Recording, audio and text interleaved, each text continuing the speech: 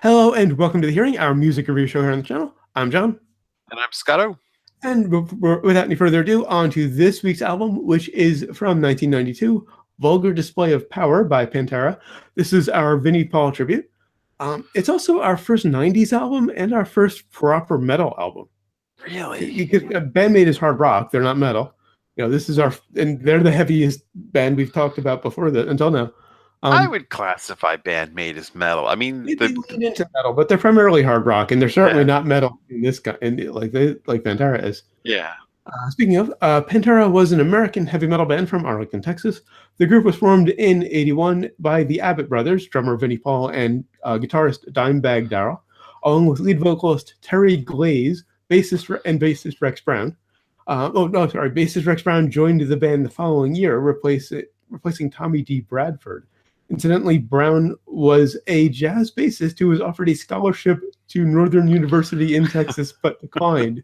You would never know that from listening to Pantera unless you listen very closely. I sent you some links to their first few albums. Did you have a chance to listen? I did not get a chance to listen to those. So they were totally hair metal back in the day, weren't they? They started as a hair metal band, yes. Yeah.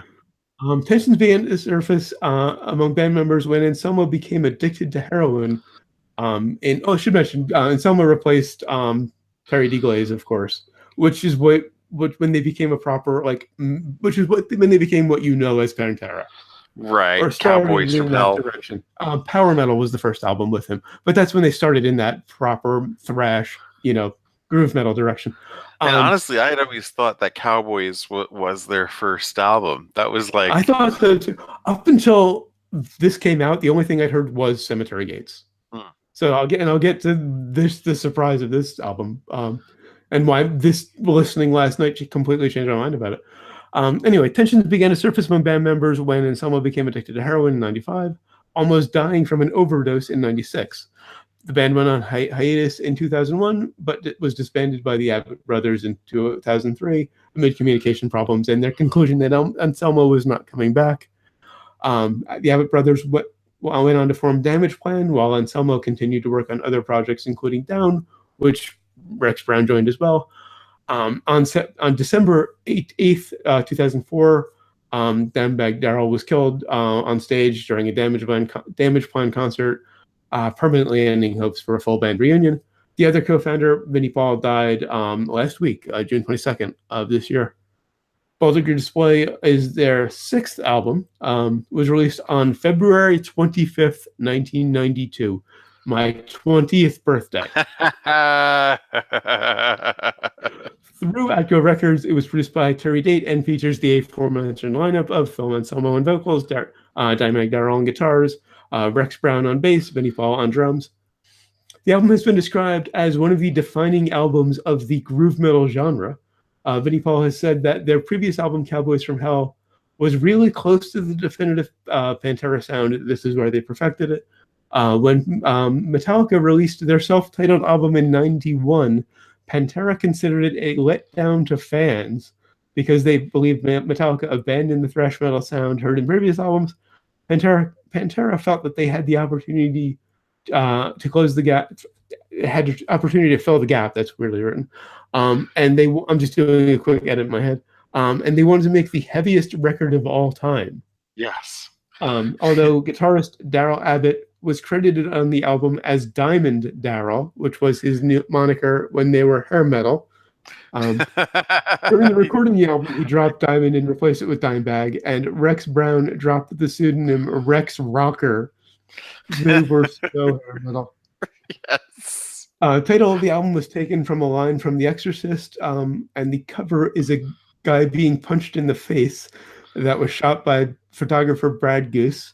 According to Vinnie Paul, the man was paid $10 and to get punched in the face, but Brad Goose said that he was never hit. The model's name was Sean Cross. He was apparently never hit. They started off as hair metal. The first three albums are on YouTube. Go check them out. The album cover really looks like he got hit, though. It does. I did a really good job of taking that. It looks great. But yeah, please check out those first albums. do yourself a favor. If you are a Pantera fan and don't know them, don't know the first 3 albums, please check them out. See where they came from. Now onto the tracks. Of course, reminder: I don't edit any songs into the show from the album or for copyright reasons. But down in the description, you'll find links to Vulgar Display on Spotify and YouTube, so you can listen along. On to track 1, Mouth for War. This one really jumps you into the album. Right. I mean, that intro, you can almost hear an orchestra playing it. Just what he's doing there. It's a very symphonic. Only it's just a guitar. Yeah. Played it at a great speed. And the guitar tone this time really grew on me because I didn't like the guitar tone back in '92 when I first heard the album. It's very scooped, which I'm not usually a fan of. Scooped means that the mids are taken out. It's all just treble and bass. Yeah. It's very common with heavy metal guitar. Although, fortunately, I think that fad is ending. This, like I said, this listen, it really grew on me. I love the syncopation in the verse. And there's 3 sections to this fucking song. Yeah. I mean, and it's only 3 minutes. To a lot of them. It's only 3 minutes. But it has an intro and a bridge that moves into the outro. And it's only 3.5 fucking minutes. And I love the bent chords. I don't think he did that with his left hand. I don't know if he used the tremolo or a pedal. It sounds like a pedal, but it's a really nice effect. Dimebag really got some interesting sounds out of the guitars. Yes, of course. He didn't do it as often, but he's up there with Reeves Gabrel for just the bizarre sounds he could pull out of a guitar. And I think this is going to be a bit of an odd statement for some people, but they really embrace their Texas roots on this. Yes. Well, I mean, not as much as Cowboys from Hell, of course. Well, in terms of the rhythms.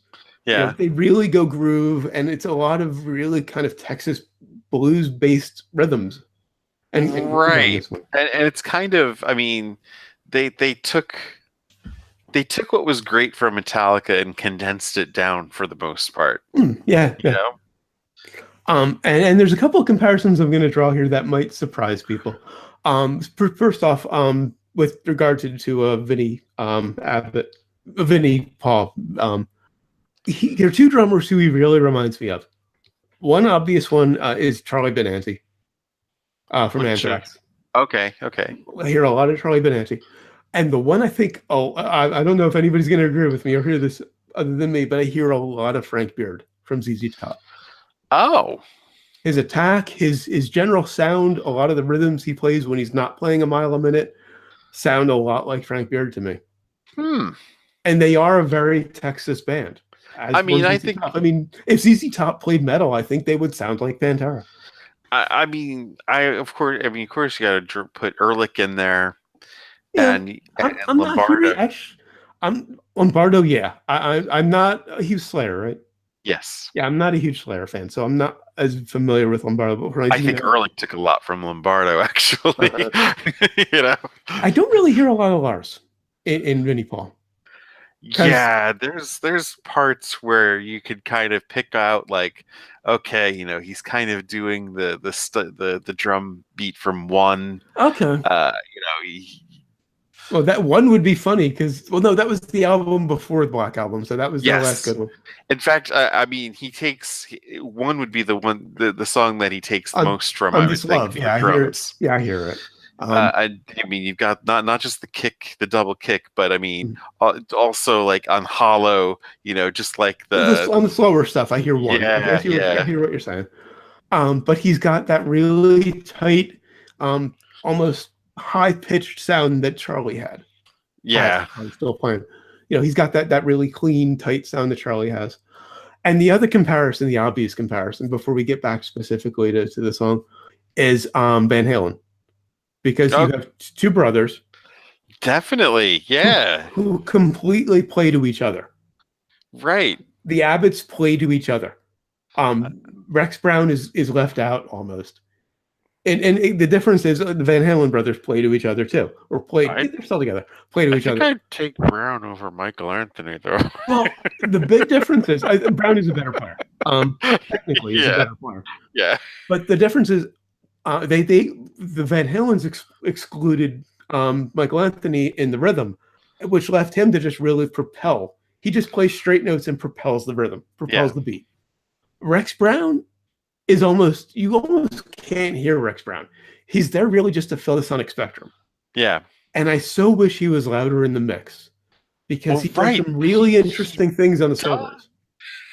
There's some parts where I'm listening like, yeah, man, he's fucking good. But I mean, I say that with astonishment because you don't hear him that well. He's extremely low in the mix. He's really just there to fill out the low end of the spectrum. Yeah.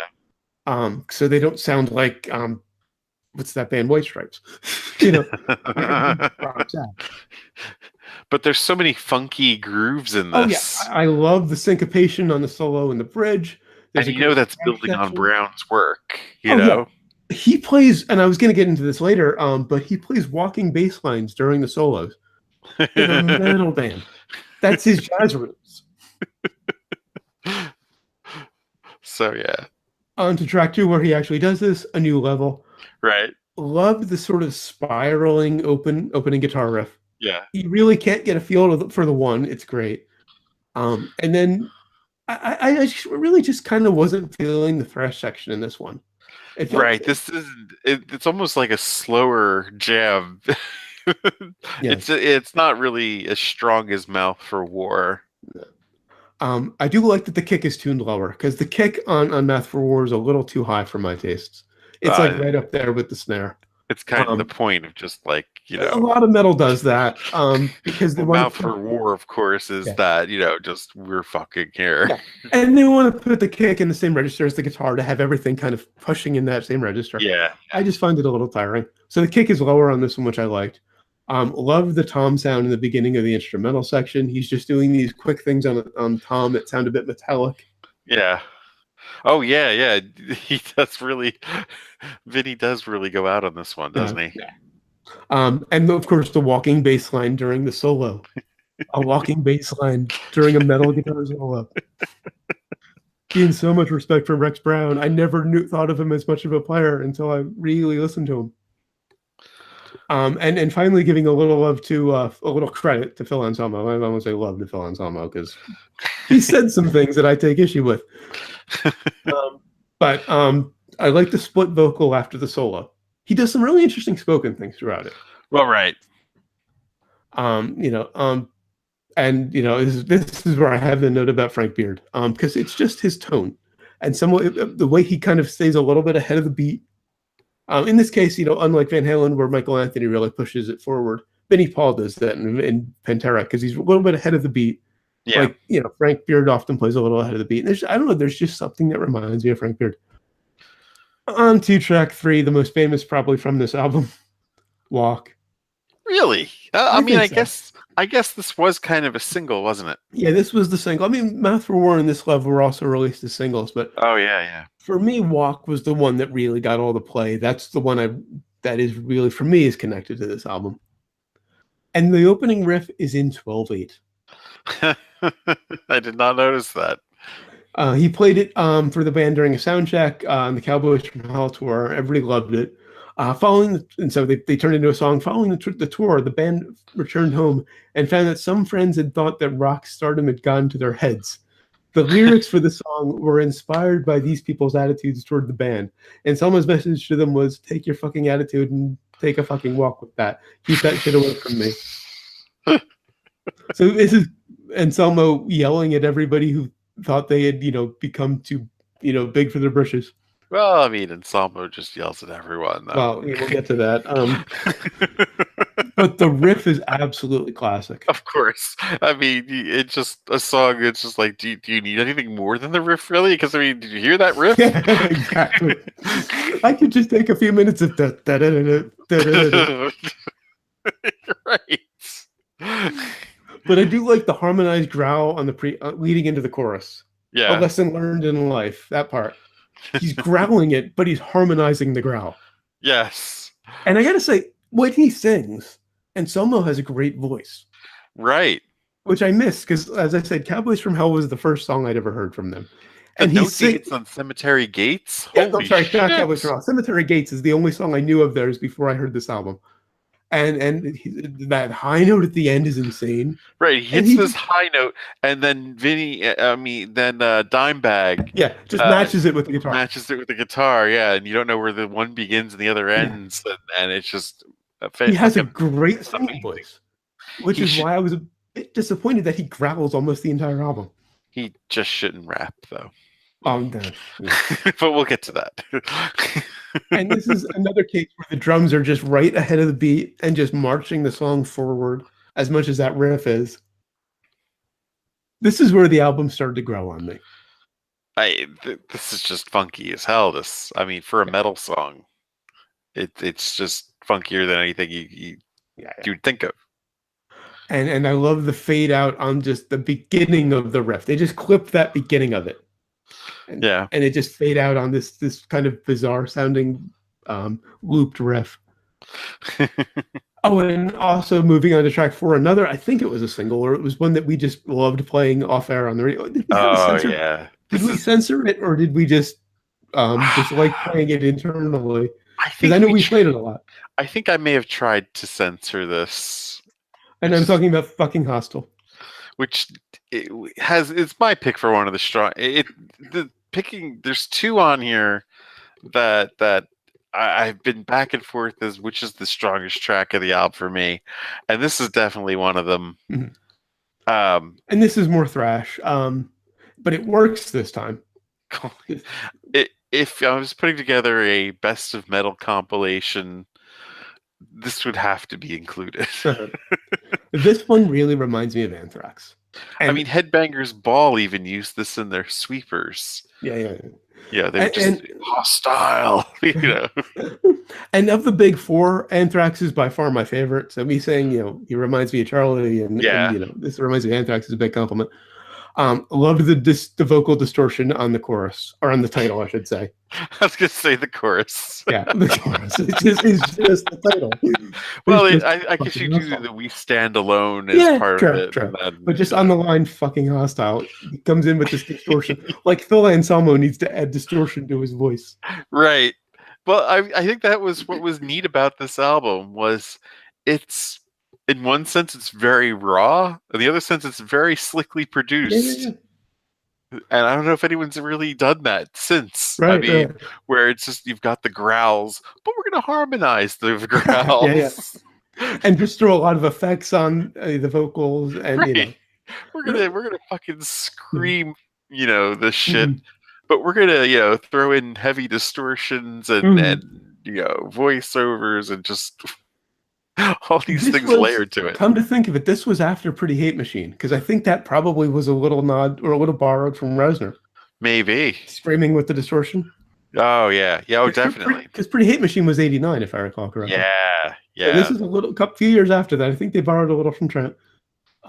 Loved the really fast kind of, I think it was a hi-hat on the turnaround. And again, it's another weird kind of metallic sound that he gets. Yeah. Oh, yeah. All with the drums. And the solo gets insanely fast. Like, right. Most of the song is thrash, but then they double time that for the solo. If you thought that was something, Dimebag, take it away. Well, not just he's fast, but Rex and Vinnie are just playing. Oh yeah, they're matching him. Yeah.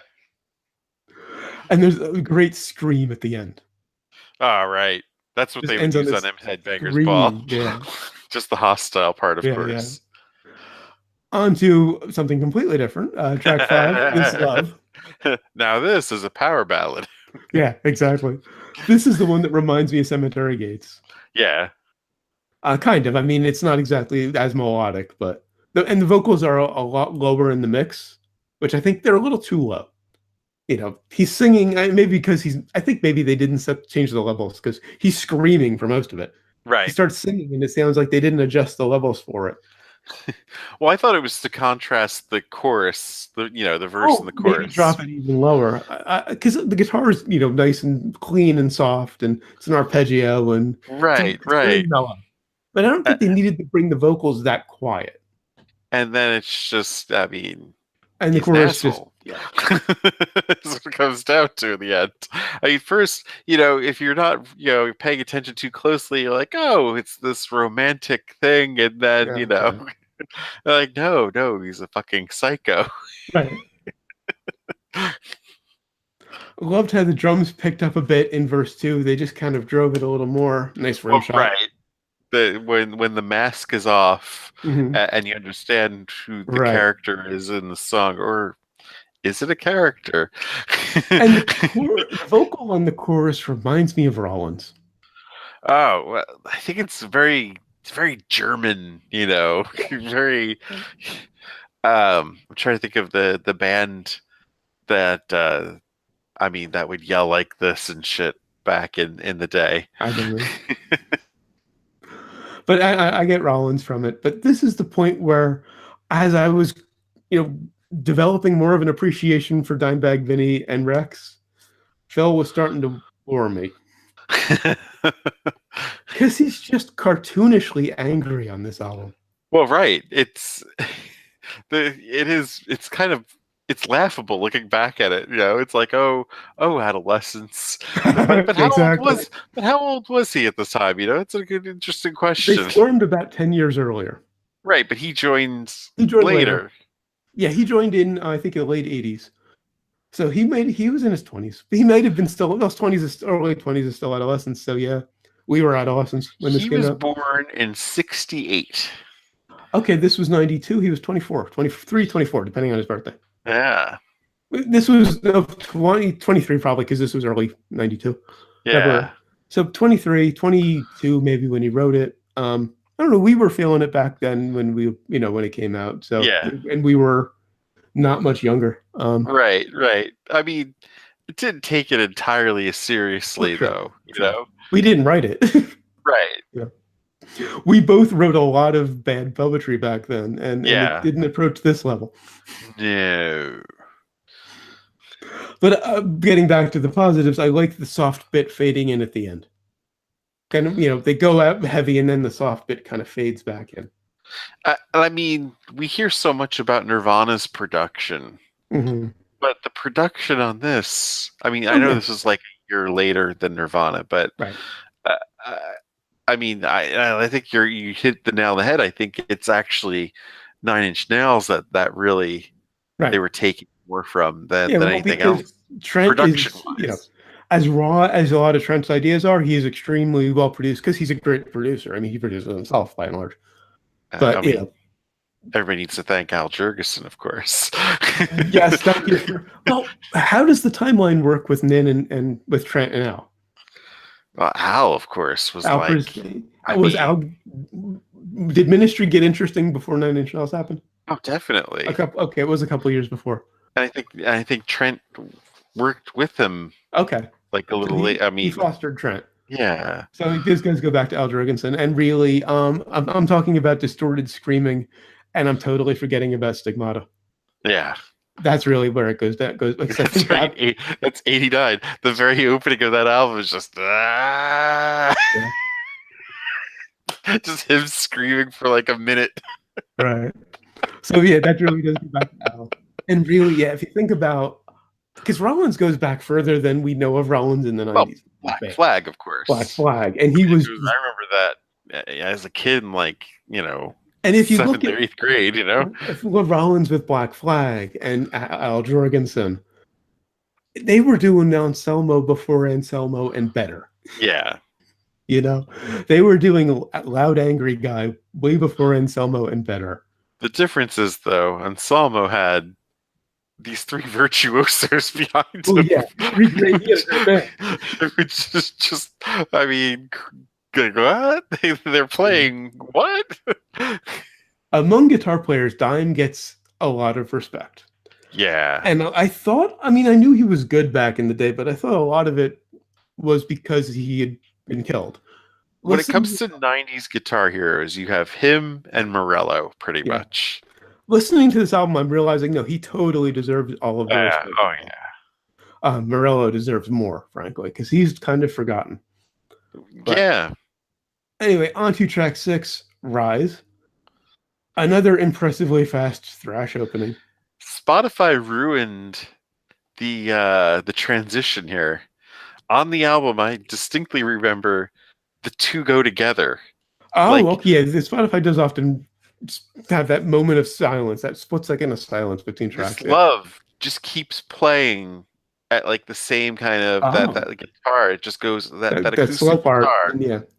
That keeps going on, and then abruptly, Rise just starts with it. Like there's no like it just hits you in the jaw. Spotify fades this love out a bit. Oh, it does. Okay. And then begins Rise, and I was kind of like, oh, why would you do that? I think a lot of digital players do that. They have either that fade, or I know every MP3 player I've had does that. It fades it, or there's like a split second of silence between tracks. I don't think you can do that digitally unless it's one track. Yeah, but I mean, if you get a chance to hear this on another medium, it's like it's one hell of a transition because it's just dung dung dung dung dung. You're just like, wait, what? And then just go right together. After the impressively fast opening, we get into the main riff, and I want to see, you're a bigger fan of this band, way bigger fan of this band than I am. So I'm curious if you'll agree with me. It reminds me a lot of Unsung by Helmet. They came out at the same time. Really? They were both 92. It sounds a lot like Unsung to me. It does. It is. I agree entirely. Like that short crunching riff. It's amazing. But yeah. Wow, same time. They came out at the same time. Did Daryl and Paige know each other, maybe? I don't think so. I don't need to look it up. And this is, of course, another time where I wish the bass was louder because I can only hear it on the solo.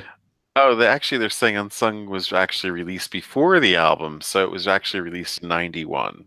Oh, okay. They would have been working on it. I know. It's just like it was ridiculously that close. Yeah, it was close. Maybe he would have. Maybe, I don't know. I'm not saying Daryl ripped him off, but maybe he heard it and was being a little influenced by it. Yeah. Again, need the louder bass. The impressively fast thrash comes back for the pre-chorus. This is another point where I hear a lot of Charlie and yeah. Not much to say. It's just a really fast thrash song with a great solo and a bit of an unsung sounding riff. Yeah. On to track 7, No Good, Attack the Radical.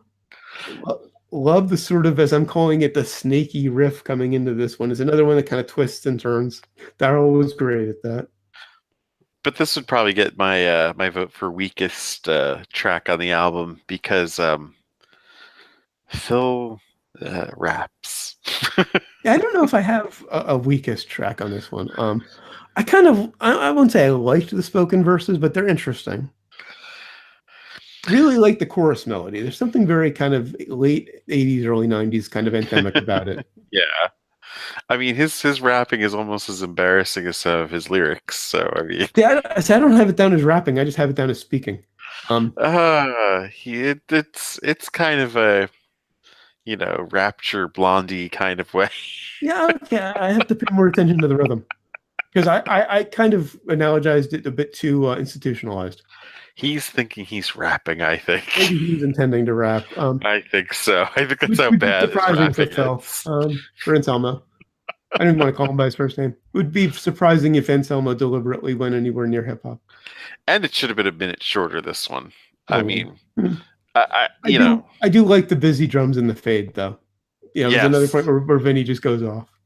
Oh, musically, it's tight as hell, of course. Mm-hmm. I think it's just Anselmo takes a bit away from this. By this point, I think I was largely ignoring him. Yeah, when's this weirdo gonna go away? I just let these guys play. On to track 8, Live in a Hole. I could hear the bass for a change. Like behind the rhythm guitar, I could hear bass. The opening has this very Guns N' Roses feel to it. There's this nice frenetic guitar solo. And then a talk box. Daryl used a talk box. Yes, he did.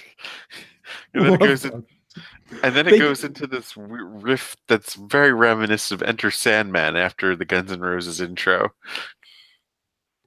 I didn't pick up that. Okay, maybe, yeah, okay. Yeah. But I mean, talk boxes. I mean, Richie Sambora gave them a bad name, but Frampton gave them a bad name. I don't mind Frampton, but Oh, Joe come Walsh. on though. When you use the talk box that much in a song, it's like, oh, okay, we get it. You're using the talk box, Peter. But play the fucking song. Joe Walsh is where I always go with talk box. We get it. You feel like you do. But I still love a good talk box part, and Daryl used it effectively. He didn't say any words. He didn't, abuse Gilmore it at all. used it a bit on Animals also.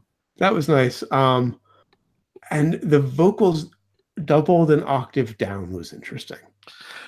Right. Like Phil needs to go like Anselmo needs to go lower. I once characterized Anselmo's vocals on this as Odorous from Guar talking on his shrink's couch. Yeah. I feel so incomplete. Yes. Friends are few and far between. I actually wasn't paying attention to the lyrics, as usual. The overlap spoken parts were kind of cool too, though they do kind of lean into the whole therapy thing. You're right. And I really like the sort of echoey tone on the first part of the guitar solo. They threw some really interesting effects on it. Again, the balance between raw and produced, like you were talking about. Yeah. It's probably the most 80s of the tracks that they did on this, I'd say. Then really the name of the song should have just been My Fear. Why would you call Live in a Hole stupid? Yeah. Well, as you pointed out earlier, adolescence. Yeah. Speaking of adolescence, track 9, Regular People Conceit. Is there no irony to this? I don't think Anselmo does irony. I mean, I think all of this was dead fucking serious. You can't call people regular people, and I mean that is a conceited statement in itself. You sure there's no irony to this? He doesn't strike me as the ironic type. I can't even imagine him smiling, let alone being ironic. It reminds me of the line in In and Out. Arnie can't dance, Arnie can barely walk. Phil Anselmo can barely, never smiles. Anyway, so we begin with a very Metallica. You hear Metallica intro in the riff. I hear White Zombie. Oh, I think this is before White Zombie, isn't it? Oh, is it? Okay. Then maybe he didn't come till later. Oh, okay. Then maybe White Zombie borrowed from Daryl. Okay. Because there is a lot of similarity in the riffs that I can't think of the guitar player from White Zombie's name, but he plays a lot of similar riffs. Yeah. But okay, I can see him borrowing it from Daryl. Love the bass drums in the opening. They extend this intro to like over a minute. Yeah. It's kind of funny. And it's just letting the actual musicians do their thing for a while. It's great. And the testosterone in this is just glorious, to be honest. I mean, it's why they're the very definition of metal, I always thought, I mean. It's testosterone is pretty much the watchword for, I won't even say the rest of the band, but really it comes down to Anselmo. Yeah. Well, the music too itself, though. Yes, too, but you're combining the two of Anselmo and just this music behind him. Well, more so Vinnie, though, because Vinnie gets really aggressive. Oh, yeah. Daryl's riffs are almost danceable. Yes. Didn't expect the vocal to start slow. That was a nice surprise. I loved the kicks matching the guitar on the first half of the pre-chorus. He's hitting the kicks right on the guitar blasts. He's in this really fast guitar part. And he does a sound effects solo. He did a lot of this on the. Was it Far Beyond Driven that was the next album? Yeah. Yeah. He did a lot of this on that, where he just pulls these weird kind of like cat-like sound effects out of a guitar. And he kind of does that here, where he does almost a sound effects solo before the proper solo. Where he's just, probably playing with the whammy bar and some pedals, and just gets this weird kind of rushing sound. I mean, this is Morello before Morello in a way. Well, yeah. I don't know if he really Daryl, because Daryl did a lot of the same sort of thing where he pulls weird sounds, but that was more after this. I think this bit in the solo was really the first bit of the first hint of what he went on to do. Yeah. On to track 10, By Demons Be Driven. I love this one. This is where Have You No Irony comes to mind. Because, well, first off, I described the opening riff as caffeinated.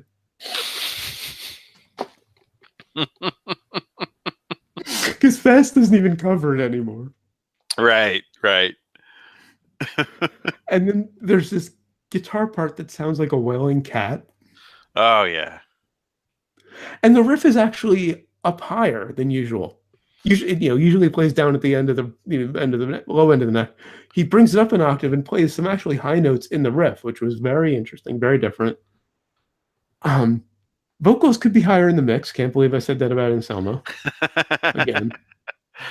Oh, I think it's perfect though. I mean, you could really get this sense of losing yourself in this, and just I mean, just and toxicity, taking you. And this is where I Have You No Irony really comes.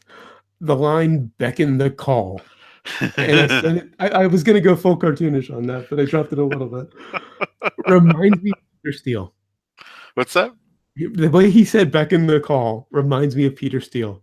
Oh yeah. And you don't get any more cartoonish, toxic, not toxic, cartoonishly overly masculine than Peter Steele.